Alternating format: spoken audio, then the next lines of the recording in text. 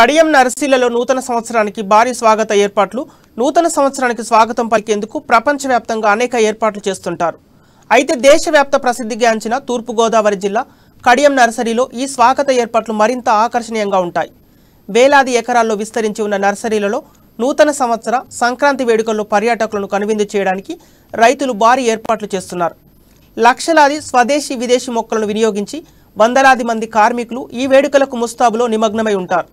వివిధ రకాల ఆకృతులతో తీర్చిదిద్దుతున్నారు.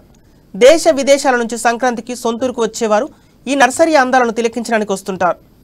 అలా చూసి ఇలా వెళ్ళిపోవడం కాకుండా ఓ రోజంతా ఈ నర్సరీలో గడిపే విధంగా రైతులు పోటాపోటీగా ఏర్పాట్లు చేస్తున్నారు.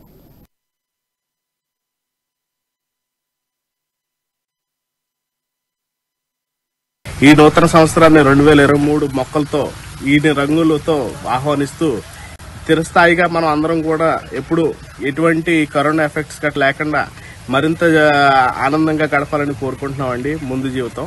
సో మన దేశ అభివృద్ధికి మనకి ఎంతో సంబంధం ఉంది.